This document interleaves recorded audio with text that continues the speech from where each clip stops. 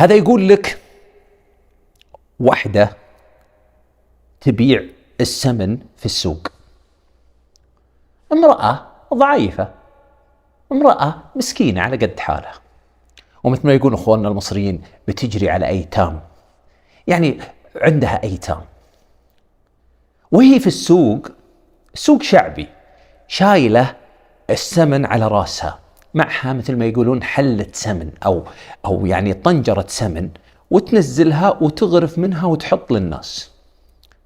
قابلها رجل ثري، رجال باين عليه النعمة من لبسه، قال لها وش اللي على راسك هذا؟ قالت سمن. قال طيب خليني أشوفه، نزليه. وهي تنزله انتثر جزء من السمن على ثوب الرجال، على ملابس الرجل، فغضب غضب شديد وزمجر وكشر عن أنيابه، ثم بدأ بعاصف ووابل من السباب والشتائم على هذه المرأة المسكينة الضعيفة.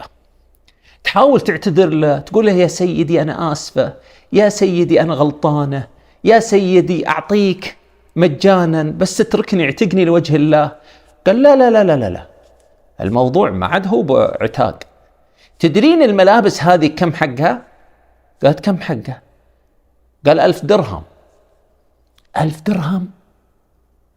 أنا ما أحصل في اليوم 10 دراهم علشان أعطيك 1000 درهم. قال تعطيني 1000 درهم الآن ولا سويت وفعلت وزينت. وبدأ يهدد هذه المرأة المسكينة، يا سيدي يا سيدي. قال أبدا، لا تقولي لي لا يا سيدي ولا ما يا سيدي، أبغى فلوسي 1000 درهم الآن. بدأوا الناس يتجمعون، وإذا بشاب مر من بعيد فسمع الوضع، جاء اخترق الصفوف. شو الموضوع؟ عسى ماشر، ليش مرتفع أصواتكم؟ فقال هذه سكبت السمن على ملابسي، شوف السمن كيف خرب ملابسي، وأبيها تعطيني حق الملابس الآن. قال له الشاب كم حق الملابس؟ قال 1000 درهم. قال طيب الأمر بسيط، الأمر بسيط جدا، لا ترفع صوتك ولا تسب ولا تنتقص ولا شيء، الأمر بسيط.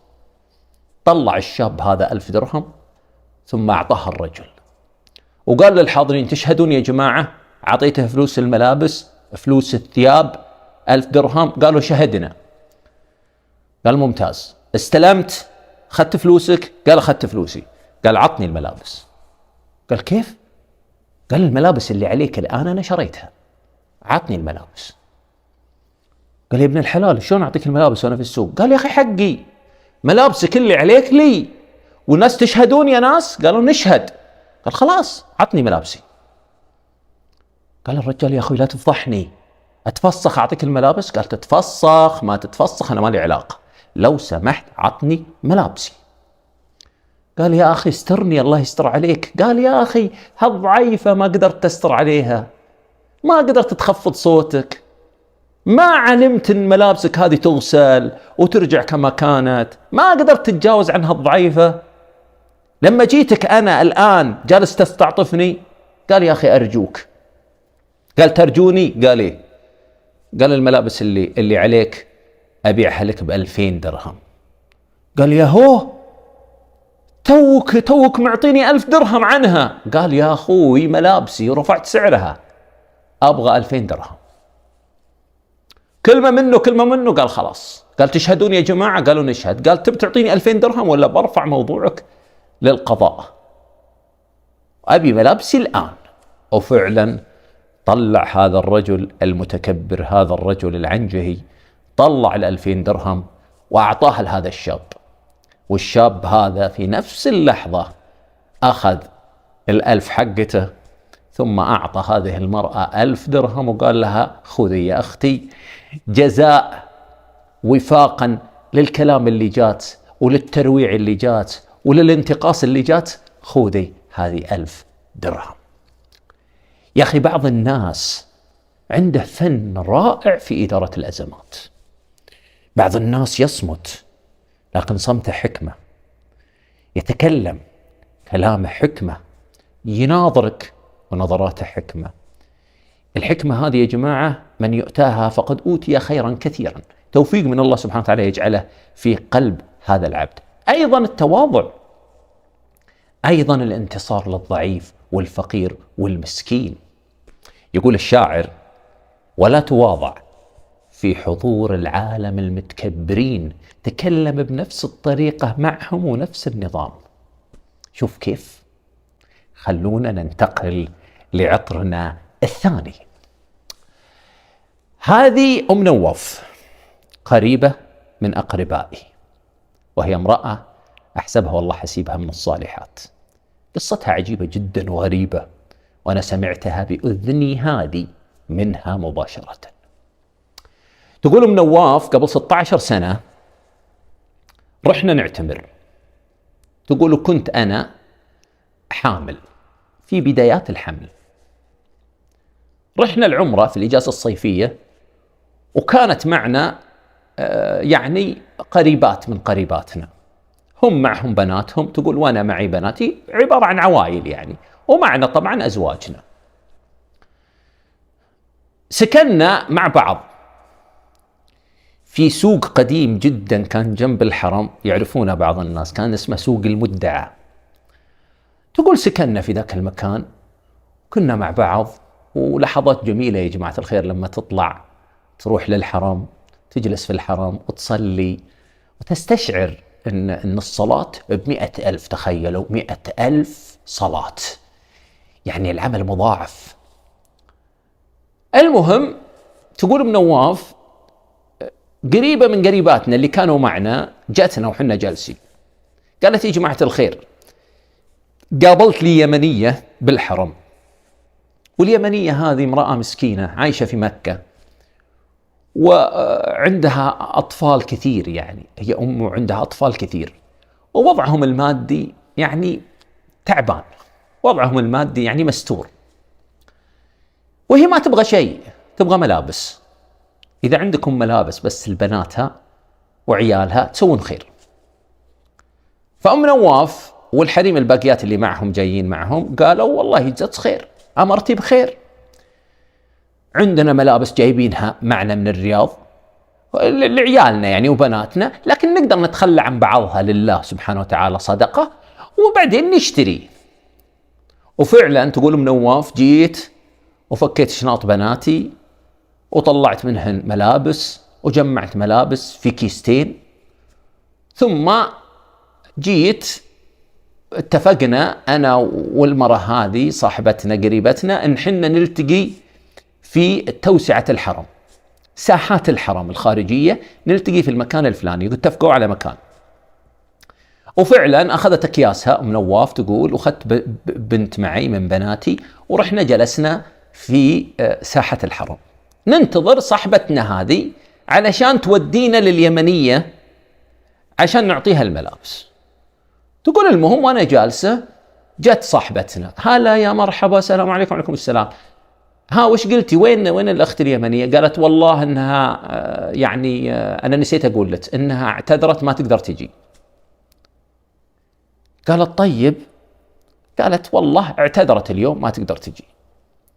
قالت: طيب والملابس اللي معي ذي؟ قالت: رجعيهن وجيبيهن بكرة. قالت: لا والله ما ارجع بهن. ام نواف تقول: والله ما ارجع بهن، ما دامي طلعت فيهن بتصدق فيهن، ماني براجعه. قالت لها صاحبتها هذه قريبتها: خلاص خذ اللي تشوفينه. تقول ام نواف: جلست انا وبنتي والملابس عندي باكياس كبار 2. تقول: تلفت واشوف مرة هناك، امرأة سوداء افريقية تصلي. قالت ام نواف لبنتها: يا بنتي. قالت: نعم. قالت: شوفين ديك المرأة اللي هناك؟ قالت: إيه؟ قالت: روحي قولي لها تجي أبيها. البنت راحت ورا ذيك المرأة العجوز الأفريقية تصلي. قالت لها: السلام عليكم. وعليكم السلام. الوالدة تبي تشوفين احنا جالسين هناك تبغاكي. قالت: طيب بس أخلص راسي وأجيكم. قالت لها: طيب. ثم قامت هذه المرأة تصلي. هي امرأة صومالية قامت تصلي. تقول المهم يوم صلت لها سلمت كم تسليمة، الظاهر ان الكلام ده كان بعد صلاة العشاء، الظاهر انها تصلي صلاة الليل. تقول جتنا واذا هي امرأة عجوز سبحان الله مريحة، هذه المرأة مريحة. السلام عليكم. وعليكم السلام، حياكم الله. الله يحييك. تقول لها منوف. قالت يا اختي ما تبين ملابس؟ معنا ملابس صدقة تبينها؟ المهم قالت المرأة انت تعرفيني؟ قالت منوف لا والله ما اعرفك.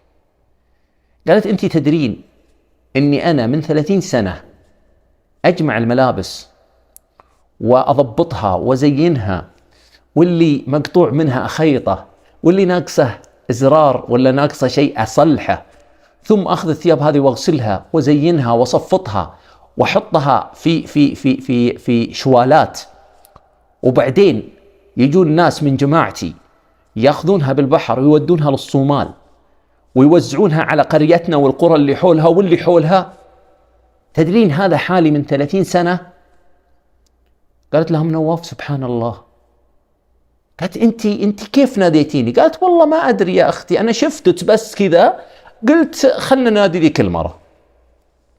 قالت انا اسمي زينب، وانا هنا في السعودية في جدة من يوم كان عمري 16 سنة، وكنت اشتغل عند اسرة سعودية واكرموني واحتفوا بي، ولما كبرت عندهم وتزوجت وانا عندهم وانفصلت لان الرجل اللي كنت متزوجته ما هو صالح، وانا ما ابغى اكون مع رجل بهذا الشكل.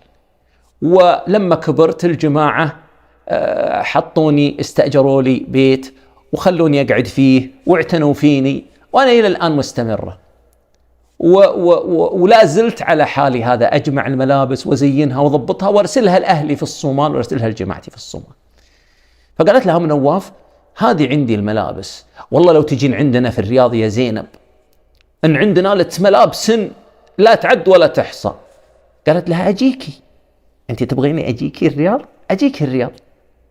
قالت تجين؟ قالت ايوه اجي، مو هذا العمل لله؟ مو هذا عمل للفقراء؟ الله يتقبل. تقول قلت لها آمين آمين، خلاص خذي رقمي وعطيني رقمك، ولما بغيتي تجين بس أعطيني خبر عشان أجمع لك الملابس. تقول أم نواف وافترقنا على هذا الحال، وبعدها بفترة بسيطة رجعنا للرياض. تقول قعدت لها حول 3 شهور 4 شهور دقت علي. تقول أنا في ذاك الوقت ثقلت الحمل ثقل علي، وأنا يتعبني الحمل جدا، فدقت علي وقالت لي أنا بجيكم بعد أسبوع أو بعد 10 أيام، تراني بقعد عندكم 3 أيام علشان أضبط الملابس وزين وضعها. تقول منواف قلت طيب أشوف ورد لك. تقول منواف سكرت منها وكلمت زوجي، قلت له يا أبو نواف. قال نعم. تذكر المرأة الأفريقية اللي كلمتك عنها الصومالية؟ قال إيه. قالت بتجي للرياض. قال الله يحييها. قالت بس بتسكن عندنا. قال ما في مشكلة، عندنا ملحق برا تسكن فيه وتزين أمورها وتزين ملابسها وخلينا نكسب الأجر معها. قالت بس ما تخاف، ها يمين يسار يمكن مهمة موثوقة؟ لا أبدا أبدا. أنت ما ارتحتي لها؟ قالت لا والله ارتحت لها، وأنا ارتحت لها، قلبي منشرح لها، خليها تيجي بس.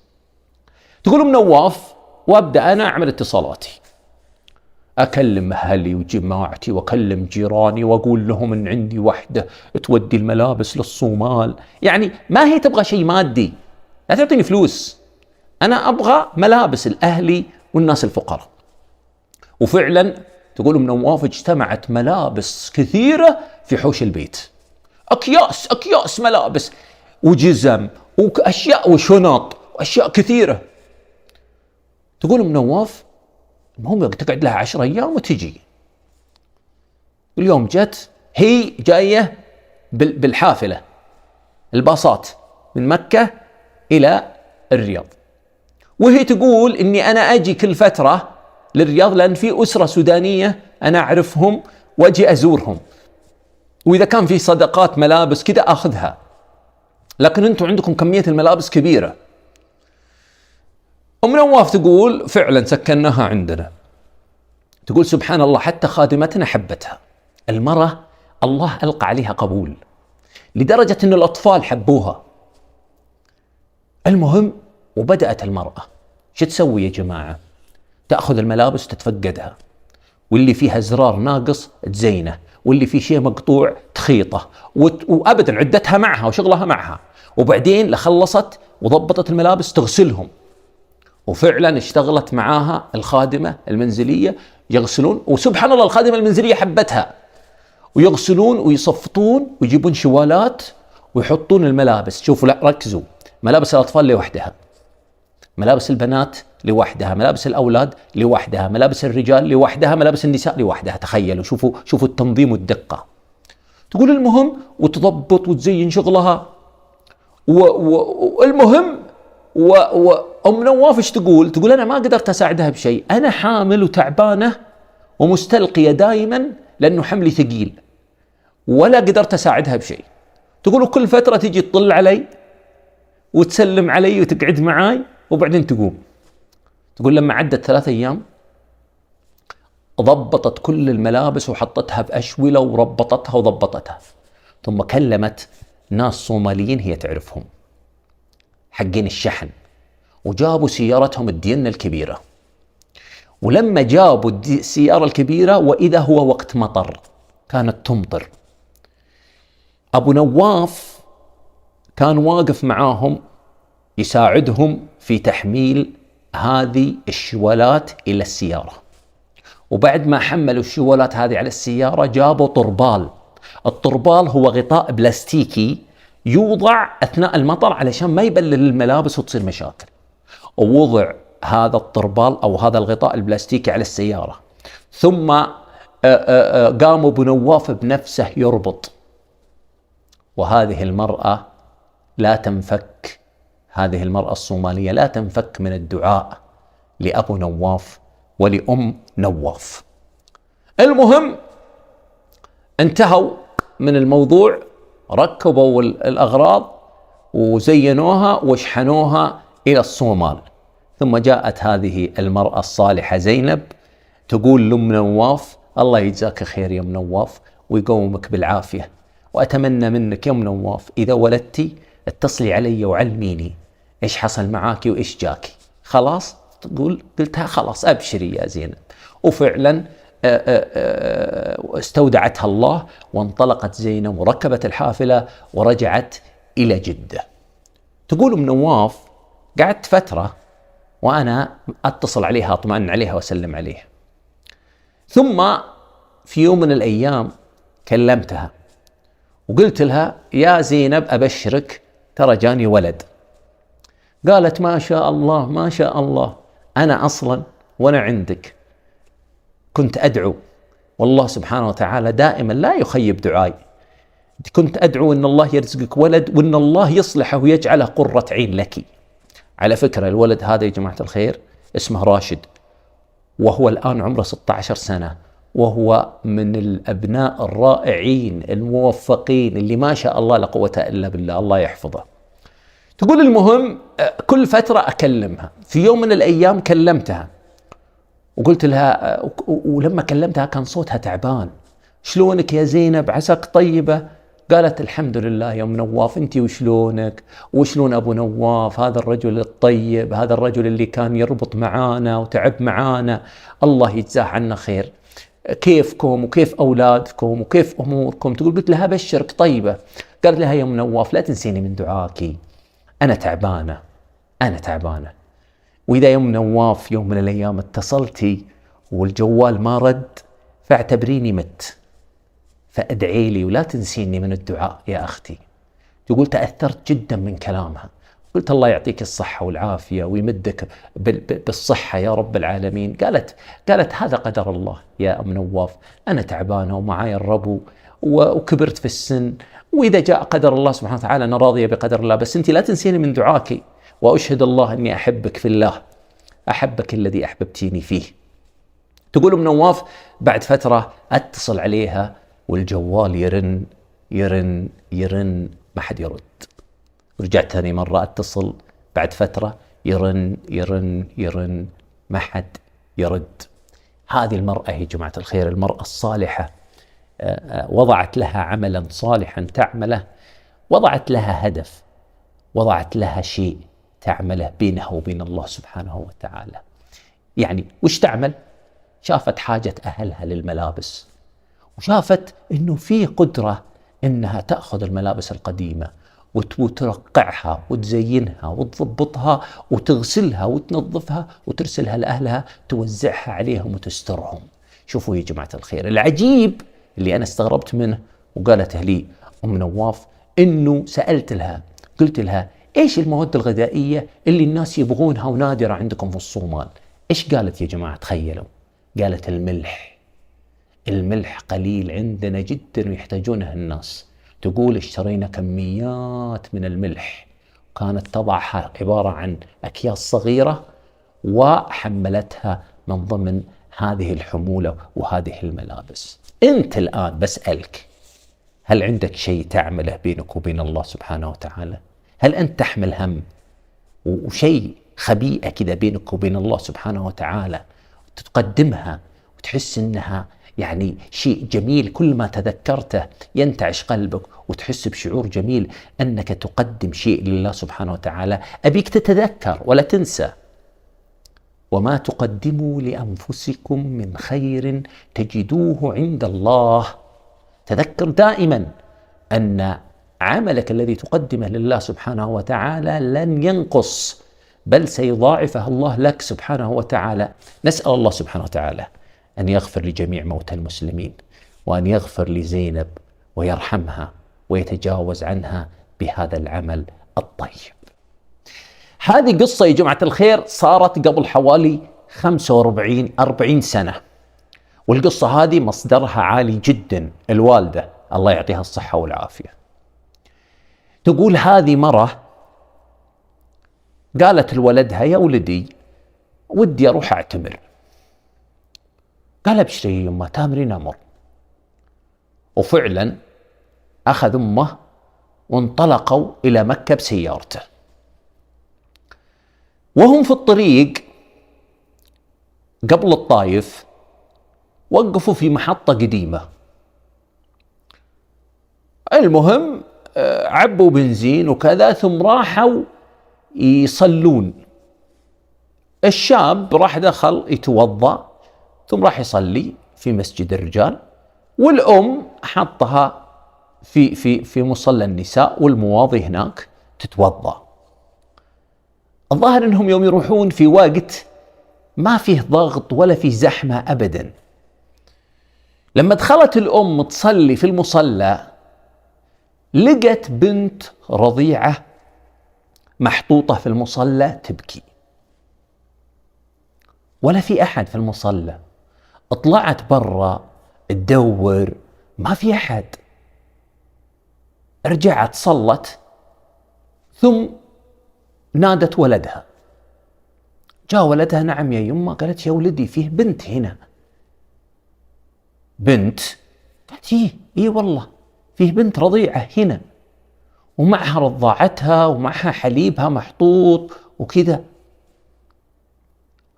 المهم سألوا في المحطة، قالوا لهم عمال المحطة: احنا ما ندري عن شيء، في سيارة جت وقفت قبل شوي وراحت. طيب تعرفون رقمها؟ تعرفون شيء؟ قالوا: ولا نعرف شيء. قالت الأم لولدها: والله يا ولدي ما أترك المكان ذا وأخليها. قال: يعني يا يمه؟ قالت: ناخذها معنا، وربنا وربها رب العالمين الرحيم الرحمن.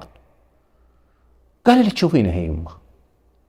وفعلا أخذوا البنت واتجهوا إلى الطائف، أحرموا بالعمرة ثم اتجهوا لمكة. اعتمر الولد والأم ماسكه البنت وتداريها وترضعها. ولما خلص من عمرته الولد مسك البنت، ولما انتهوا رجعوا للرياض والبنت معهم. لما وصلوا للرياض بلغوا الجهات الرسمية بوضع البنت، وخلصوا الإجراءات أنهم يكفلون البنت ويتبنونها وتصير البنت عندهم. وفعلا خلصوا الأمور. هذه المرأة عندها 3 زوجات لأبنائها، عندها 3 أولاد، والأولاد هذول كلهم متزوجين، وكلهم عندهم أطفال صغار يرضعون. يعني اللي عندها ولد عمره 1 سنة، اللي عندها ولد عمره 5 شهور، اللي عندها 3. جاءت الأم الحريم عيالها وقالت لهم ارضعوا البنت عشان تكون البنت يعني بنتنا من الرضاعة.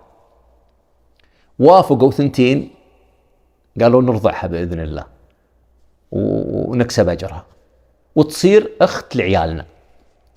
الثالثة رفضت، يا بنت الحلال ارضعيها. قالت والله ما ارضعها، أنا ما ولدتها ونسيتها وأنا ما لي علاقة، ويكفي فلانة وفلانة اللي رضعها. قالوا إيه بس أنت لو رضعتيها يصيرون أبنائك إخوانها، تصير منا وفينا. قالت لا والله ما ارضعها ولا لي علاقة فيها. حاولوا يقنعونها، زوجها كلمها، قالت ما أبي، لا تضغط علي، ما أبي أرضعها، مو بغصب هو. وفعلا ما أرضعتها.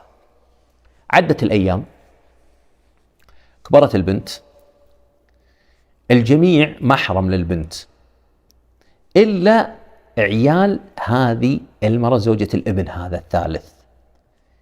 البنت تحتجب عنهم، والبنت أعطاها الله جمال. واحد من عيال هذه المرأة اللي ما رضعتها عشق هذه البنت وحبها، وقال لأمه أبي أتزوجها. قالت له يا ولدي هذه يتيمة وحنا مرضعينها. قال يتيمة وحنا رضعناها وصارت بنتنا ومنا وفينا، وأنا معجب فيها وأبيها. شوفوا يا يمه، إما بتزوجيني إياها ولا ما راح أتزوج. الأم شاورت الأب انشرح صدره للموضوع، قال تم، البنت ما لها إلا الله ثم حنا، والبنت ما شاء الله لا قوة إلا بالله جميلة، والبنت ما شاء الله تربيتنا، فنزوجها. يوم جو يبشرون الجدة بكت الجدة. قالوا لها ليش في تبكين؟ قالت سبحان الله، سبحان الحكيم، أنا زعلت وشلت في خاطري على زوجة ولدي إنها رفضت ترضعها، لكن الله سبحانه وتعالى بحكمته كان له تدبير ثاني. من حكمته سبحانه وتعالى إن البنت ما ترضع مع هذا الولد حتى ما يكون أخوها، ثم الله سبحانه وتعالى يجعله يعجب فيها ويبيها ويتزوجها ويكون معها أسرة، وتصير بنتنا حق وحقيقي، وفعلا يصير زيتنا في دقيقنا. طيب الخلاصة يا جماعة الخير، لا تكره، قدر الله سبحانه وتعالى كله خير. عجبا لأمر المؤمن إن أمره كله له خير، إن أصابته السراء شكر فكان خيرا له، وإن أصابته ضراء صبر فكان خيرا له، وليس ذلك إلا للمؤمن. بعض الأحيان تتعسر عليك أمور فتكون نظرتك سلبية للأمور، تقول يا أخي يعني ما حصل لي، يا أخي ما تم، يا أخي، ثم تتسخط. قول الحمد لله، قدر الله وما شاء فعل، والذي يريده الله سيمضيه. صدقني لو اطلعت على الغيب لاخترت الواقع، صدقني لا يأتي من الله سبحانه وتعالى شر محض، كل ما يأتي من الله خير. فأنت أهم شيء خلك متوكل على الله، وابذل وسعك وابذل مساعيك، والأمر لله من قبل ومن بعد. خلونا ننتقل.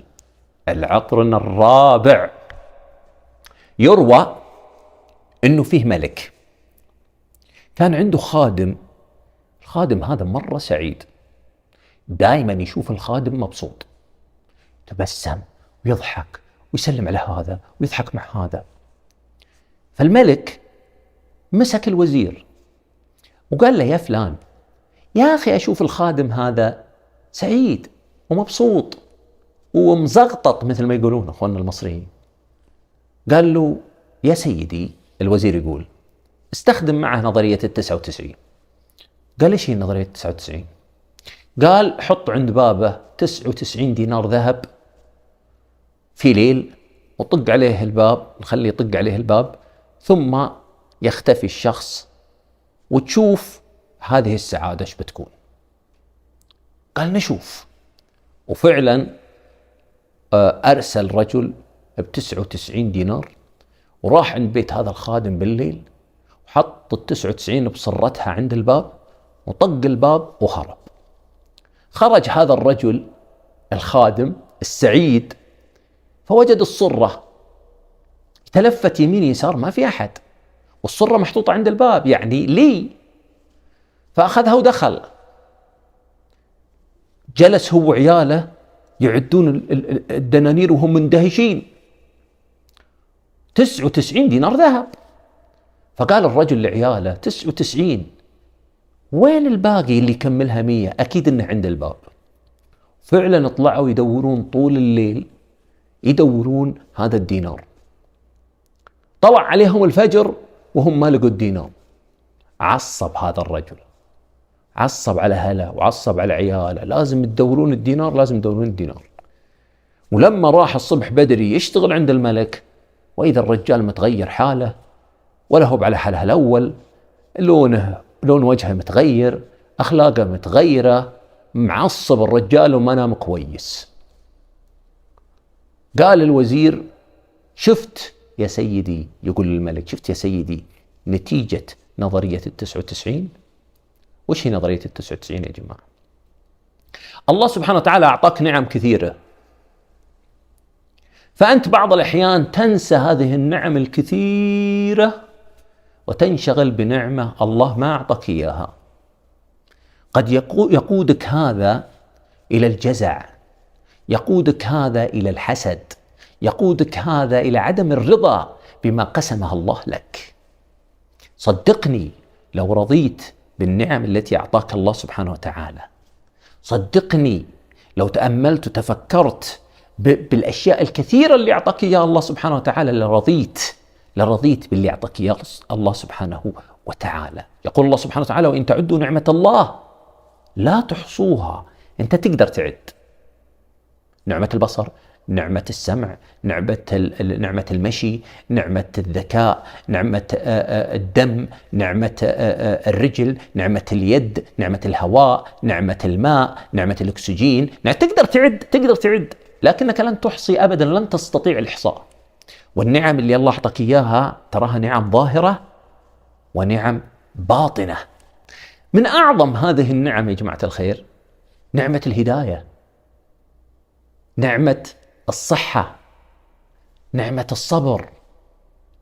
نعم عظيمة أعطاك إياها الله سبحانه وتعالى، فتفكر فيها ولا تنشغل بهذه النعم التي منعت عنك. صدقني لو صبرت واحتسبت الله سبحانه وتعالى سيرزقك الرضا في الدنيا ثم يرزقك الجنة في الآخرة. هذه العطور اللي عندي اليوم.